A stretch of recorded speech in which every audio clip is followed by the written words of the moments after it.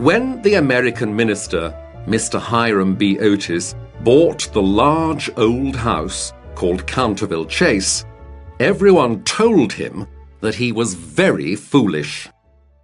Even Lord Canterville, who wanted to sell the house, tried to tell Mr. Otis that it was a mistake to buy it. "I must be honest with you, Mr. Otis," said Lord Canterville. "There is something very strange about this house. My family and I don't stay here very often." "But what is so strange about the place?" asked Mr. Otis. "There is a ghost here," said Lord Canterville. "It visits anyone who lives or stays here. My poor old aunt, the Dowager Duchess of Bolton, once felt 2 hands on her shoulders as she dressed for dinner.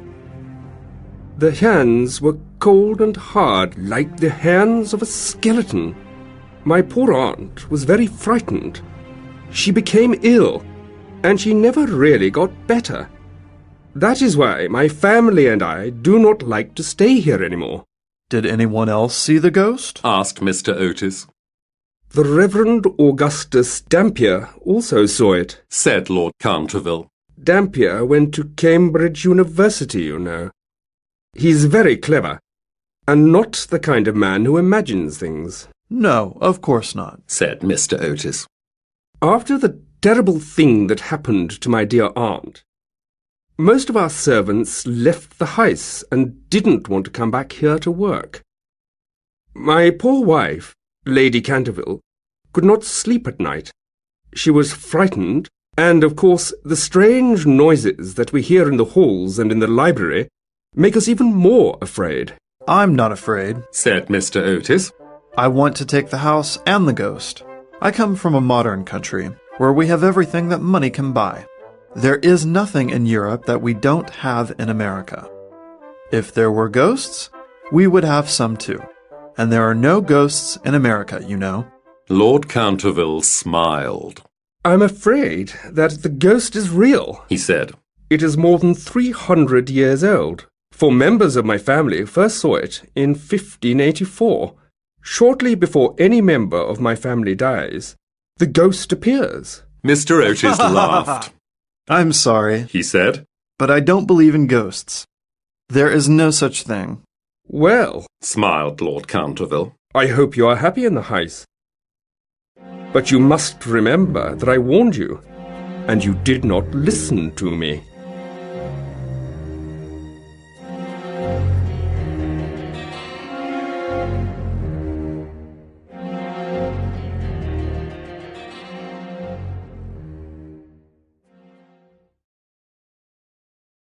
Mr. Otis bought Canterville Chase, and a few weeks later he moved into the house with his family.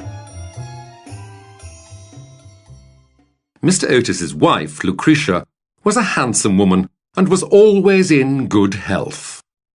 Their eldest son, whose name was Washington, was a fair-haired, good-looking young man. His sister, Virginia, was 15. She was slim and beautiful, with large blue eyes. After Virginia came the twins, who were lovely little boys, but they liked to play tricks on people. It was a lovely July evening. The family enjoyed the evening sun as they travelled towards the house. However, as they got near to Canterville Chase, the sky became dark and big drops of rain began to fall. An old woman stood in front of the house. Her name was Mrs. Umney, and she was the housekeeper at Canterville Chase. "Welcome to Canterville Chase," she said. "I have tea ready for you in the library." The family followed her through the large hall into the library. The library was a long room with a large stained glass window at one end. There was a dark red stain on the floor near the fire. "Something has been spilt here," said Mrs. Otis. "Yes, madam," Mrs. Umney said quietly. "that is blood." "How horrible!" cried Mrs. Otis. I don't want blood on my floors. Mrs. Umney smiled. That is the blood of Lady Eleanor de Canterville. Her husband, Sir Simon de Canterville, murdered her there in 1575. Sir Simon disappeared suddenly 9 years later. No one ever found his body, but his ghost haunts this house. No one can clean the blood from the floor. That's silly, Cried Washington. I can clean it up right now with Pinkerton's stain remover. He took a small black stick from his pocket and rubbed at the stain with it. The blood quickly disappeared. You see? He cried. I knew Pinkerton could do it. Just then a terrible flash of lightning lit up the room, and there was a loud crash of thunder. Mrs. Umney fell to the floor. What terrible weather they have in this country, said Mr. Otis. My dear Hiram, Cried Mrs. Otis. what can we do with a woman who faints? We can take money from her wages every time she faints, Said Mr. Otis. When Mrs. Umney heard this, she sat up. She was very unhappy. You must not make the ghost angry, sir. She said. Terrible things happen in this house. But Mr. Otis and his wife were not afraid. We don't believe in ghosts. Ghosts. They said. But we would like some tea.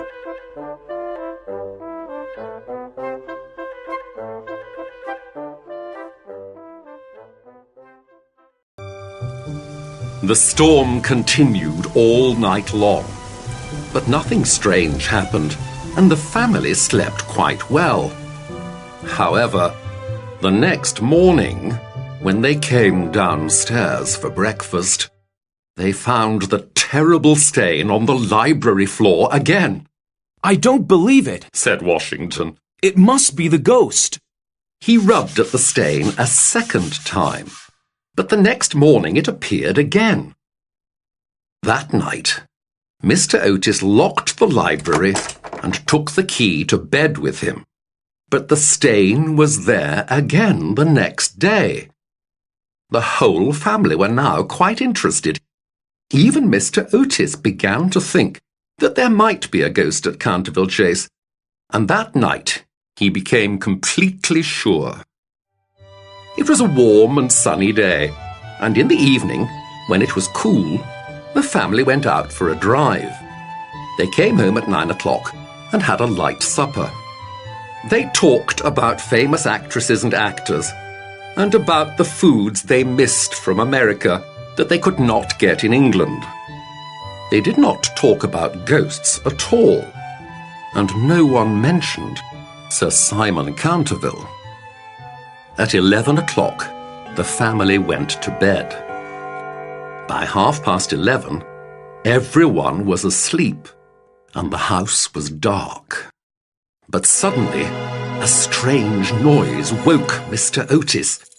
The noise came from the hall outside his bedroom and sounded like the clank of metal. Mr. Otis got up, lit a candle, and looked at the clock. It was exactly 1 o'clock. He felt very calm and was not at all worried. He could still hear the strange noise, and now he could also hear footsteps. Mr. Otis took a small bottle from the table next to his bed. He opened his bedroom door and saw a terrible sight. There was an old man in the hall with red eyes and long grey hair. His clothes were old, dirty, and torn, and there were chains around his wrists and ankles. My dear sir, Said Mr. Otis. your chains are making a terrible noise. You really must oil them. He showed the man the small bottle. This is a bottle of Tammany Rising Sun Lubricator. He said. It's just what you need. Mr. Otis put the bottle of oil on a table near the ghost, then went back into his bedroom and fell asleep again.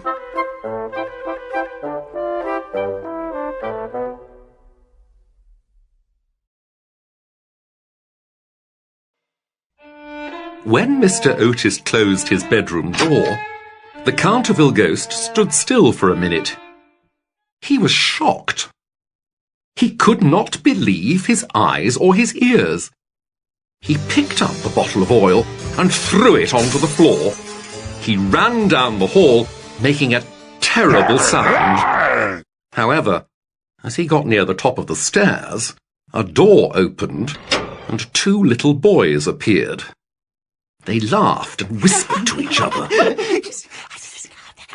Suddenly, they threw a large pillow at the ghost's head. "Take that, you silly ghost!" shouted the twins. The ghost disappeared from the hall in a flash of green light. The house became quiet, and the twins went back to bed. The ghost found a quiet room in the house and stopped to think. He was very upset and felt terribly insulted. How could these people be so rude to him? Why weren't they afraid of him? The ghost was more than 300 years old.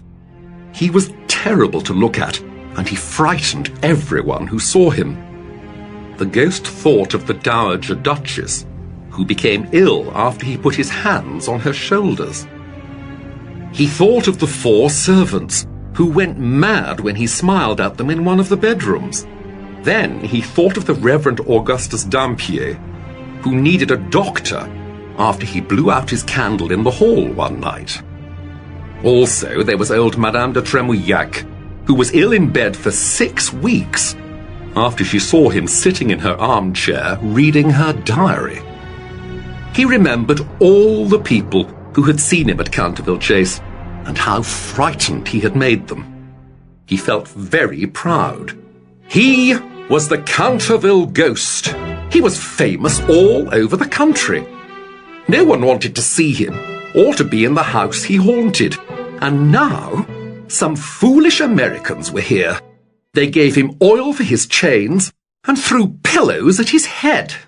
"This is terrible," thought the ghost. "People should not treat ghosts in this way. They should shake and scream. They should run and hide. They should leave Canterville Chase and never come back." The ghost decided that it was time to teach the Otis family a lesson. He wanted revenge, and he wanted to make them afraid. For the rest of the night, the ghost thought and planned until he had the perfect idea for revenge.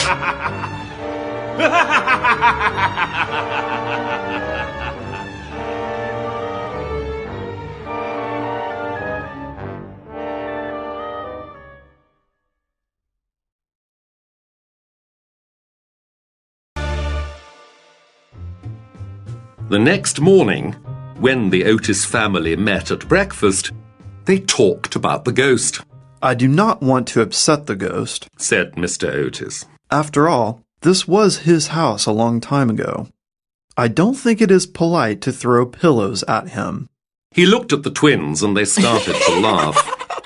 "However," said Mr. Otis, "the ghost's chains make too much noise, and I cannot sleep.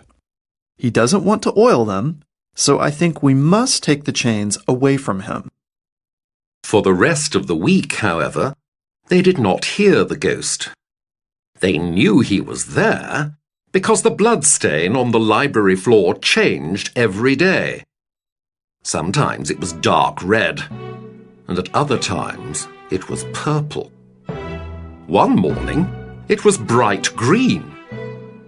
The family thought that these changes were funny and tried to guess what colour the stain was before they came downstairs each morning.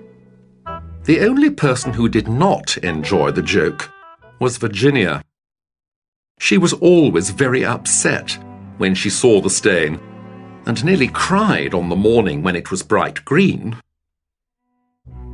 The ghost finally appeared again on Sunday night. Soon after the family went to bed, the ghost tried to put on a suit of armour which stood in the hall. However, the armour was very heavy, and it fell to the floor. The family heard a terrible crash. Mr. Otis and the twins ran downstairs. They saw the Canterville Ghost sitting on a chair. The ghost rubbed his knees and looked very unhappy. The twins started to shoot pellets at the ghost, and Mr. Otis tried to hold them back. What are you doing, sir? He shouted at the ghost. The ghost was angry. He made a terrible noise, then ran to the top of the stairs and laughed a terrible ghostly laugh. Just then, Mrs. Otis came out of her bedroom with a small bottle. You sound ill, she said. Please, take this bottle of Dr. Dobell's medicine. It's just what you need. The ghost stared at her angrily. He tried to change into a dog, but at that moment he heard footsteps and saw the twins coming towards him. He made a strange sound and disappeared.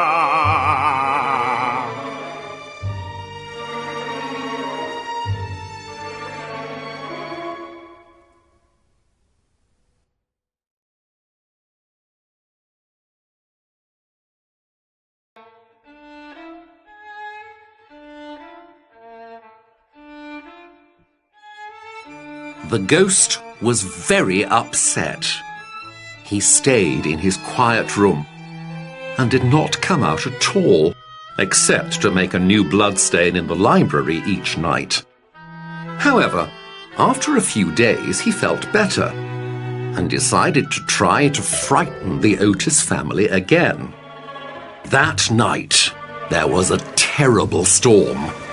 The wind shook the doors and windows of the old house. The ghost was happy.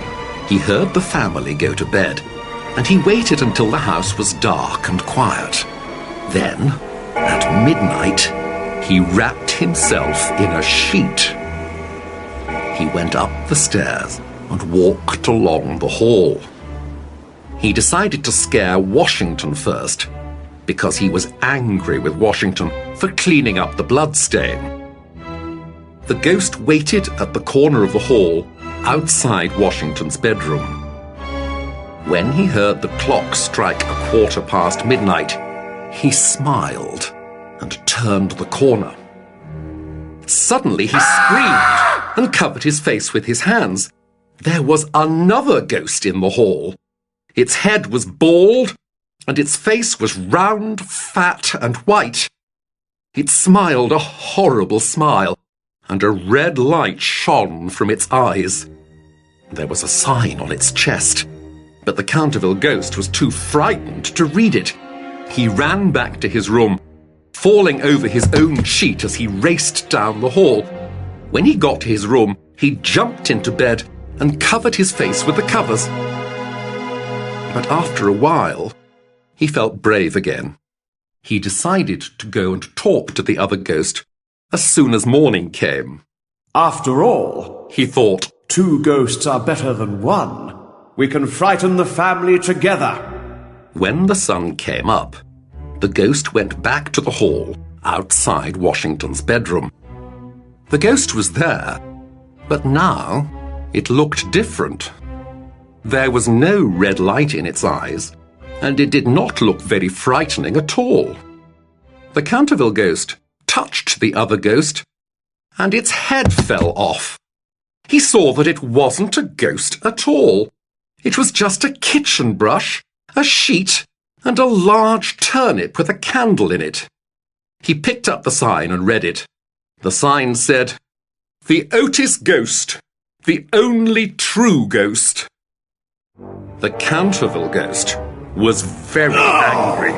Those foolish Americans tricked me, He thought. How can I make them sorry for this?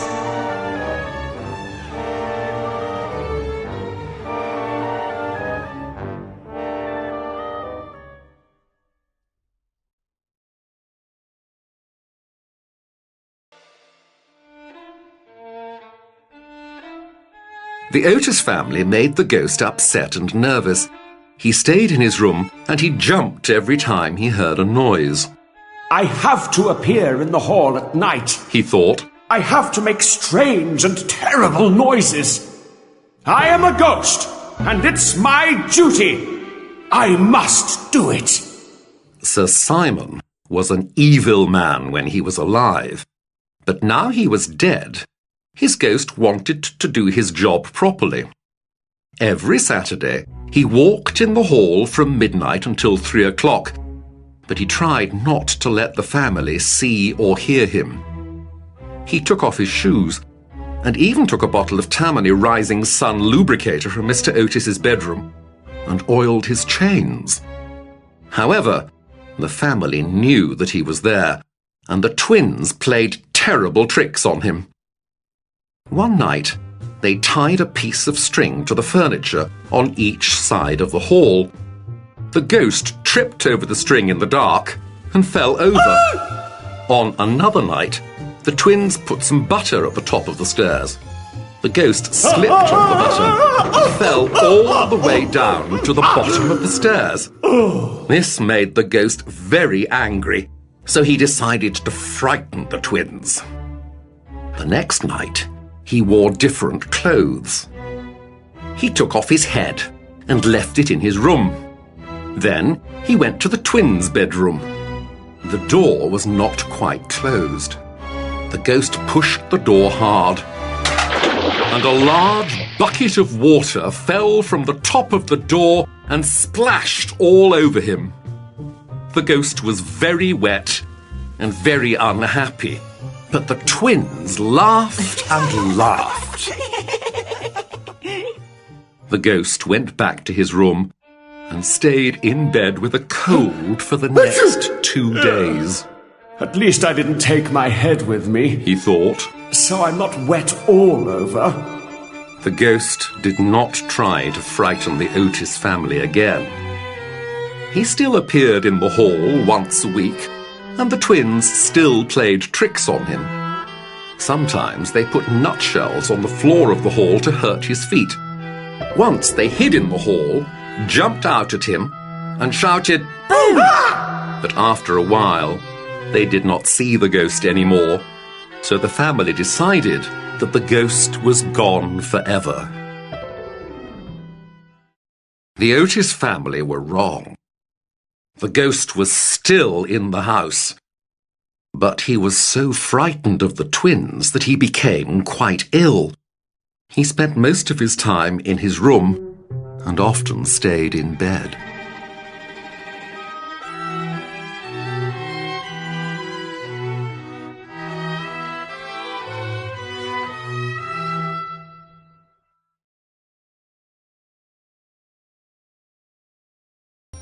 The young Duke of Cheshire had come to stay with the family for a while, and he was in love with Virginia and wanted to marry her. One day, Virginia went horse riding with the Duke. She tore her dress on a fence and went home to change her clothes. As she ran to her bedroom, she went past the ghost's room. She saw the ghost by the window. He looked very sad, and Virginia felt sorry for him. "Don't worry, Ghost," she said. "My brothers are going back to school tomorrow. After that, if you are good, no one will annoy you." The ghost looked at Virginia in surprise. How can I be good? He asked. It is my job to walk in the hall, to make a noise with my chains and to frighten people. Mrs. Umney told us that you killed your wife, said Virginia. Is that true? Yes, it is true, said the ghost. But it was a family problem and it's no one else's business. It's wrong to kill people, said Virginia. You don't understand, said the ghost. She was a terrible wife, and I don't think it was very nice of her brothers to starve me to death, even though I did kill her. They starved you to death? Cried Virginia. Oh, poor ghost! Are you hungry? I've got a sandwich in my bag. No, thank you, said the ghost. I never eat or sleep, but you are very kind. You are not like the rest of your rude, dishonest family. My family are not rude or dishonest, cried Virginia. You are dishonest. I know you took all the paints from my box to make the stain in the library. You took all the reds, then all the purple, and when they were all gone, you used green. Well, what could I do? Asked the ghost. It is so difficult to get real blood these days. Then the ghost started to cry. Please don't be angry with me. I'm so unhappy, he said. I want to sleep, but I cannot. And I'm so tired. How can I help you? Asked Virginia. The only place where I can sleep is in the Garden of Death, said the ghost. You can help me get there. You are sweet and good. You can ask the Angel of Death to let me sleep forever. I'm not afraid, said Virginia. Let me help you. The ghost took Virginia's hands. Suddenly, the wall opened up into a big black hole. The hole closed around Virginia and the ghost, and the room was empty. When Virginia did not come down for tea 10 minutes later, Mrs. Otis sent one of the servants to look for her. But the servant could not find Virginia. At first, Virginia? Mrs. Otis was not worried. Virginia? But when it got dark, Virginia! she became afraid. The family looked all over the house and garden, but they did not find Virginia. Mr. Otis, Washington, and the young Duke took their horses and rode around for hours. They looked in the village and in the fields, and they asked at the station, but they did not find Virginia. They returned to the house and ate dinner. No one spoke during the meal. They all thought about Virginia. Then, at midnight, just as the clock struck for the 12th time, there was a crash of thunder. The family heard strange music and ran into the hall. Just then, the wall at the top of the stairs opened up, and out stepped Virginia. Her face was white, and there was a small box in her hands. Where were you? Asked Mr. Otis. I was with the ghost, said Virginia. He gave me this box of beautiful jewels. Oh, my dear, we were all so worried, cried Mrs. Otis. You must come with me, said Virginia. I have something to show you. The family and the Duke followed Virginia through the wall, along a secret corridor, and into a small room. There was a large metal ring on the wall with chains hanging from it. On the other end of the chains was a skeleton. This is Sir Simon, said Virginia. He was a bad man, but in the end he was very sorry. His wife's brothers kept him here until he died. There was an old jug and plate on the floor. Virginia pointed to them. Look how his hand is reaching out for food and water, she said. The jug and plate were too far away for him to reach. Now the jug was empty, and there was only a pile of dust on the plate. Virginia fell to her knees beside the skeleton, and the rest of the family looked at the terrible sight in front of them. Now we know the ghost's secret, said Mr. Otis. What a terrible story. His sadness is over, said Virginia. Now he can sleep. You are an angel, said the Duke. And he took Virginia's hand and kissed it.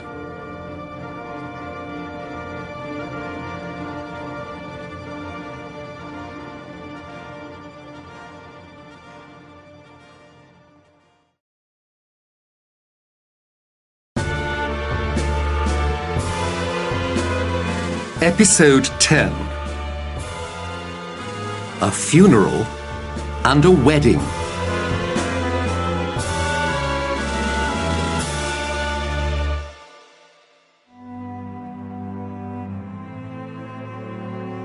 Four days later, there was a funeral at Canterville Chase.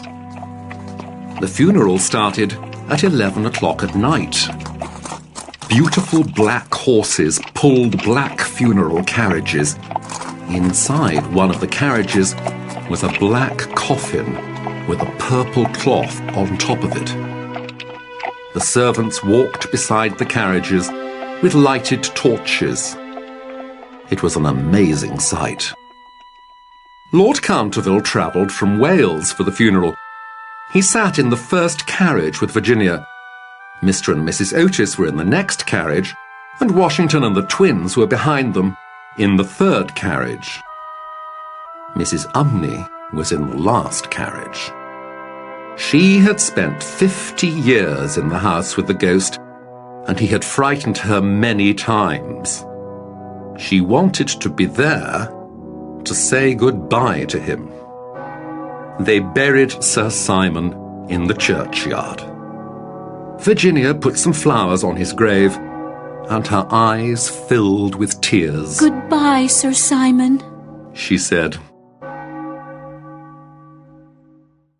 The next morning, before Lord Canterville left Canterville Chase, Mr. Otis asked him to take the jewels. The jewels belong to your family, he said.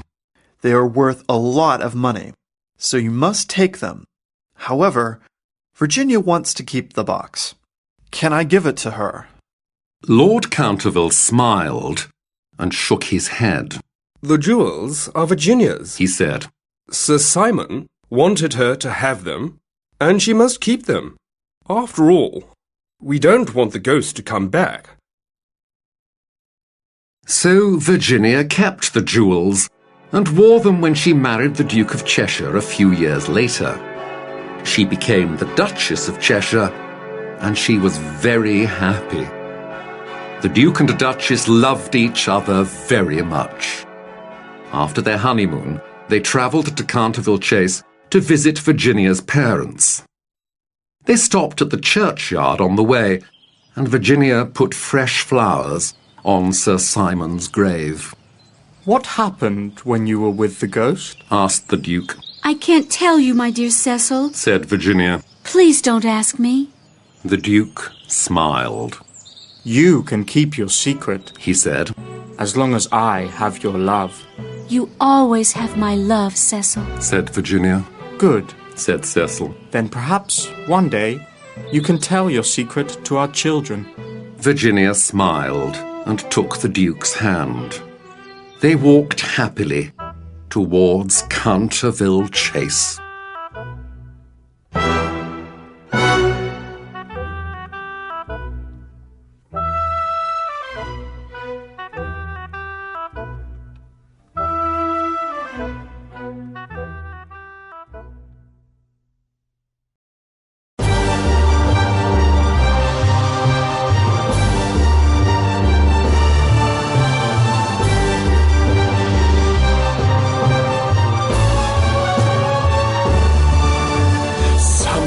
Strange at Canterville, something's not quite right. With shadows moving on the walls and noises in the night. Never buy a haunted house, that's the golden rule. If you buy a haunted house, you must be a fool. People live at Canterville, but not for very long.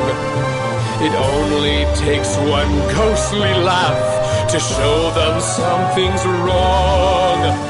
Never buy a haunted house, that's the golden rule. If you buy a haunted house, you must be a fool.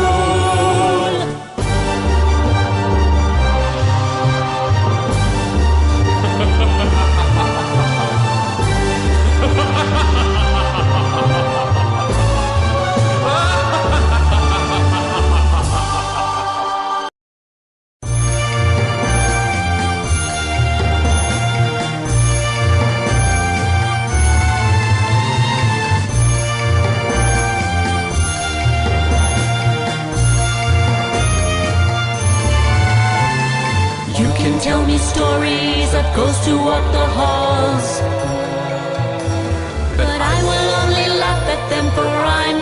scared at all.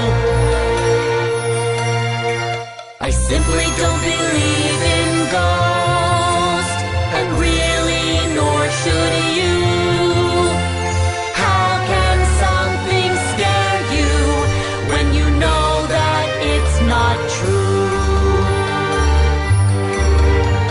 Spiders give me nightmares and snakes can make me scream, but ghosts can never scare me, for they're no more than a dream.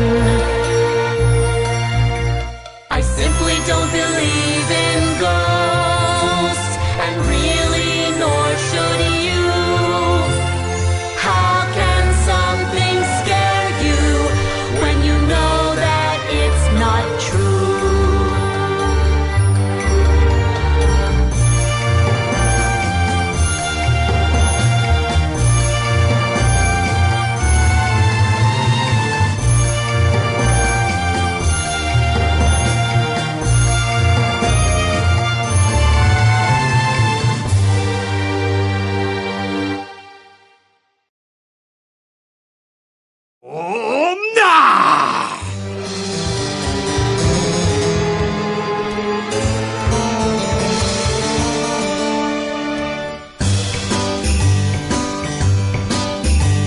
A ghost should be well respected. People should run in fear. People should shake and shiver whenever a ghost comes near. Why can't they just respect me? I'm terrible and I'm bad. They tease me when they should fear me. It makes me so very sad. A ghost should be free to frighten, to rattle and moan and sigh. People should fear my hauntings. Children should scream and cry. Why can't they just respect me? I'm terrible and I'm bad. They tease me when they should fear me. It makes me so very sad.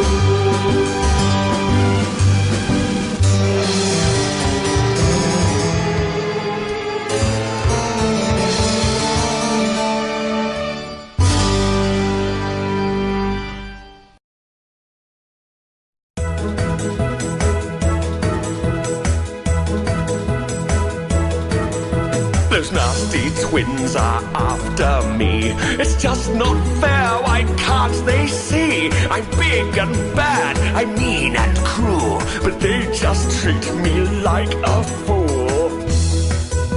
Enough is enough, I can't work here. They only laugh, they feel no fear. What can I do if I can't scare? Why don't these people seem to care? Before they came I had it made. The Cantervilles were so afraid, but now these people laugh at me. I'm just as sad as I can be.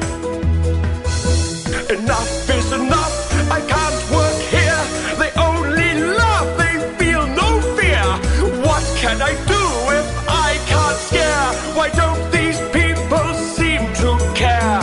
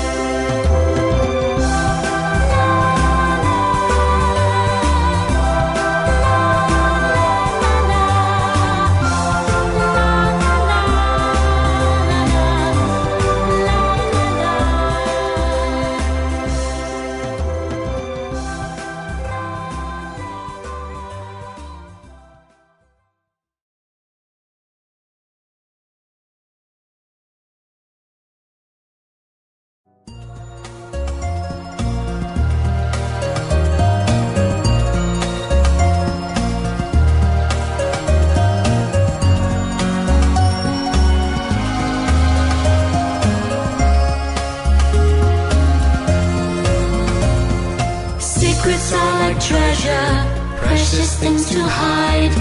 Do you tell your secrets or keep them all inside? We all have our secrets, the things we never say. We keep them all inside us, each and every day.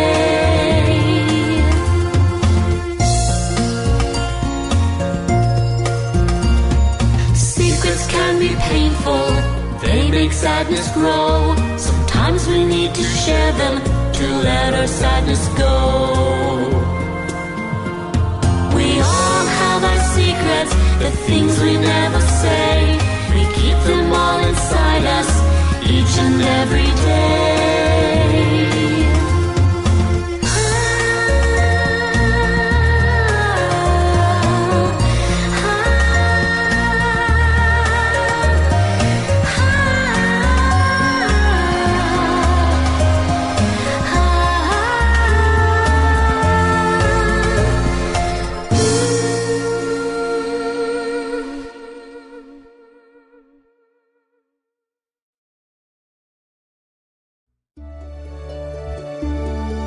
So Simon is at peace now, his story's at an end. He told the world his secret and found a loving friend. This is a happy ending, the story turned out right. The past is all forgotten, the future's looking bright.